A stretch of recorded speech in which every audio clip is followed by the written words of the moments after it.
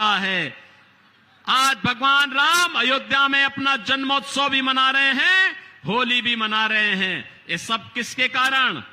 मोदी जी के कारण। किसके कारण? आज आप अयोध्या जाके देखिए, ऐसी चमका दी गई अयोध्या, ऐसी चमका दी गई, ऐसी चमका दी गई, आपको लगेगा कि अयोध्या प्रभु राम के समय की अयोध्या आ गई है। कभी अयोध्या जाकर के देखें आप।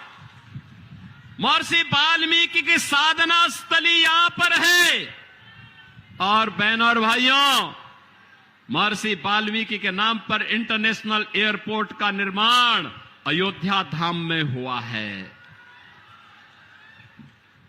निषाद राज भगवान राम के मित्र थे। वहां जितने भी यात्री विश्रामालय हैं, सब निषाद राज के नाम पर हैं। श्रद्धालुओं के लिए फ्री भोजन की व्यवस्था अयोध्या में ये माता सबरी भोजनालय से प्राप्त होता है। बहनों और भाइयों, आज आप अयोध्या में जाएंगे, एक नई अयोध्या का एहसास होगा। और इस नई अयोध्या के लिए आज हम सबको मोदी जी को हृदय से धन्यवाद देना चाहिए।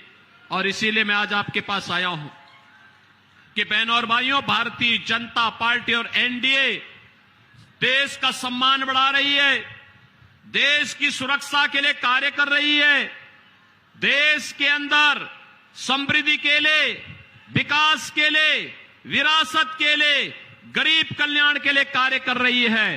तो दूसरी ओर ये कांग्रेस और आरजेडी का गठबंधन, एक गठबंधन, एक इसका उद्देश्य क्या है? गठबंधन का उद्देश्य है कि सत्ता प्राप्त करना, मिलकर के लड़ना और जीत करके लूटना। लूटने की क्या स्वतंत्रता देंगे अब इनको?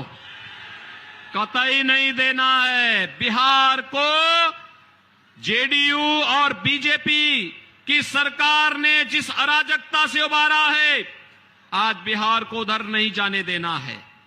बहनों और भाइयों, मैं तो आपसे कहने के लिए आया हूं, मैनिफेस्टो में आप देखिए, मोदी जी ने कहा है हम आत्मनिर्भर और विकसित भारत बनाएंगे। लेकिन कांग्रेस और इनके सहयोगी क्या कहते हैं? बिहार में लालू जी कहते हैं कि सभी ओबीसी का आरक्षण मुसलमानों को दे देना चाहिए। क्या मिलना चाहिए क्या? और कांग्रेस का मैनिफेस्टो भी क्या कहता है? कांग्रेस का मैनिफेस्टो कहता है कि अनुसूचित जाति, जनजाति और पिछड़ी जाति के आरक्षण का लाभ इनसे काट करके मुसलमानों को देंगे। क्या आप इसको स्वीकार करेंगे क्या? और बहनों और भाइयों, दूसरी खतरनाक बात जो इन्होंने कही है, वो कही है, जब राहुल गांधी से पूछा गया कि भाई गरीबी के लिए क्या करेंगे, क्योंकि मोदी जी ने तो 10 वर्ष में 25 करोड़ लोगों को गरीबी रेखा से उभारा है, मुक्त किया है, खुशहाल जीवन की ओर उन्हें आगे बढ़ाया है। तो राहुल जी कहते हैं एक झटके में गरीबी हटा देंगे। कहा कैसे? उन्होंने कहा मैं हर एक परिवार की संपत्ति का सर्वे कराऊंगा और सर्वे करा करके उस पर विरासत टैक्स लगाऊंगा। बहनों और भाइयों, विरासत टैक्स का मतलब आप समझे?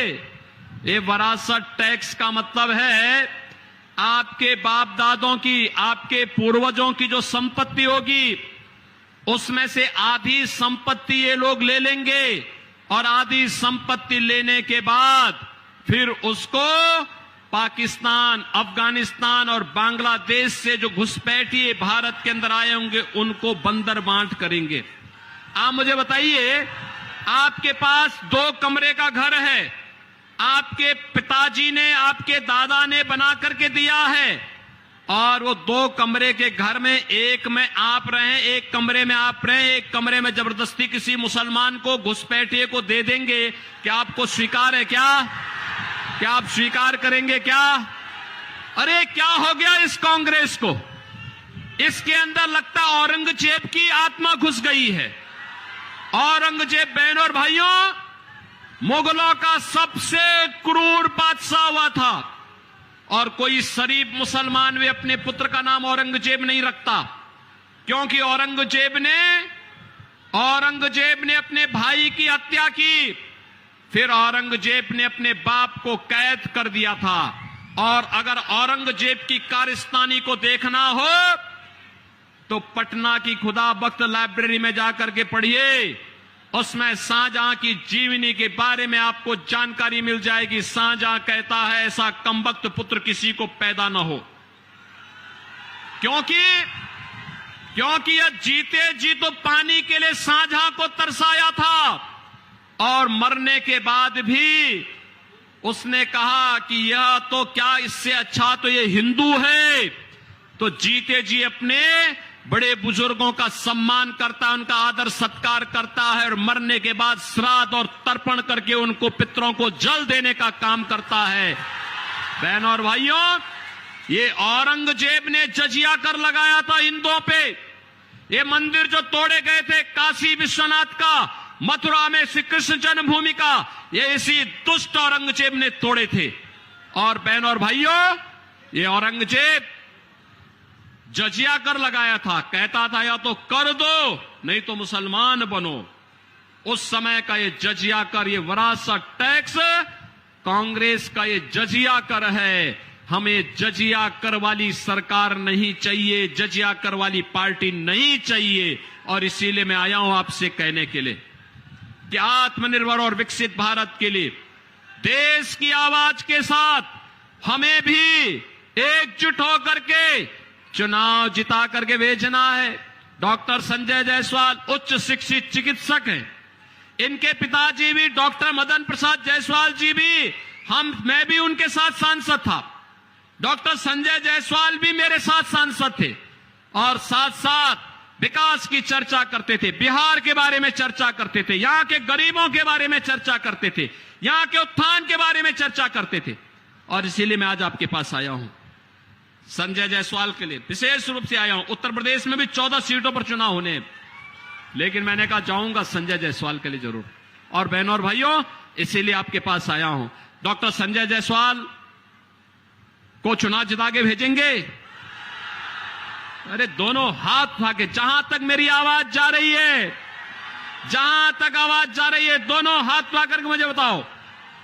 बहनों और भाइयों, मैं इसलिए बोल रहा हूं, देखो मैं धन्यवाद दूंगा कि मेरे आने के पहले आपने यूपी से बुलडोजर मंगा दिया। और ये माफिया और आतंकवादियों का सबसे अच्छा उपचार है।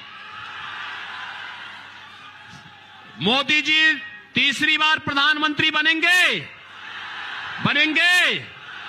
इसके लिए संजय जायसवाल को जिताना होगा। जिताएंगे। कल एक दिन का समय है, एक दिन देश के लिए देंगे।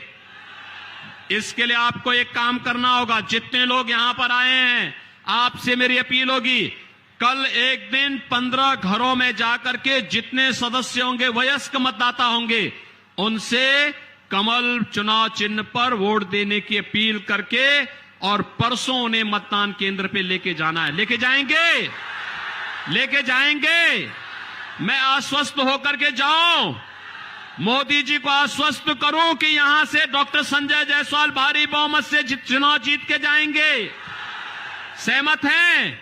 तो फिर मेरे साथ बोलेंगे भारत माता की, भारत माता की, भारत माता की जय श्री राम, जय जय श्री राम।